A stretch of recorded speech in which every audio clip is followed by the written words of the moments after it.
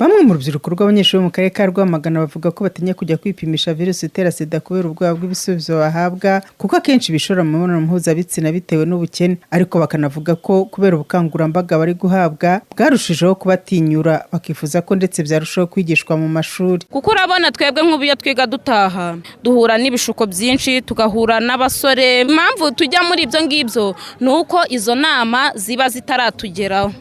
Usanga nkatwe abanyeshuri bari muri iyi myaka dutinya kujya kwipimisha agakoko gatera sida. Nko mu kigo cyacu inama zigiye zihora ziza gutya tukajya tugira ino systeme buri gihe, ndabona byagabanyuka. Natinyaga nyine nanjye kwipimisha, ariko ingamba mfashe ubu ngubu intambwe ngiye gutera niyo kujya kwipimisha agakoko gatera sida. Bakimara kutubwira bati mushobora kwipimisha cyangwa se mu buryo bwo kwiyirinda ushobora gukoresha gukora imibonano mpuzabitsina ikingiye cyangwa se ukifata burundu, nubwo baba bafite batekereza ko bashobora kubapima bagasanga bafite iyo sida. Dr Placide Nshizirungu ni umuyobozi w'ibitaro bya Rwamagana, avuga ko igikorwa cyo kwipimisha cyane ku rubyiruko gikorwa, ariko nubwo bipimisha bikaba bigaragara ko bafite amakuru make kuri virusi itera sida, kandi ko bagiye gushyira imbaraga mu bigo by'amashuri bakigishwa ndetse bakanasobanurirwa akamaro ko kwipimisha. Abandura bashyashya abenshi harimo abakiri batoya batekereza ko bashobora kuba badafite amakuru ahagije kuri sida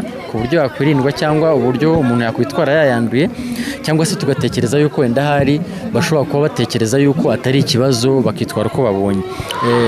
Mukuru rero birakorwa, ariko n'ubukangurambaga iyo buje gutya dushishikariza abantu yuko serivisi zihari ahantu hatandukanye, ari mu bigo by'ubuvuzi bitandukanye, ari mu bigo by'urubyiruko n'ahandi bazigane, hanyuma tubafashe umuntu amenye uko ahagaze, yirinde, ariko n'ufite ibyago byo kuba yaranduye afata imiti abeho neza.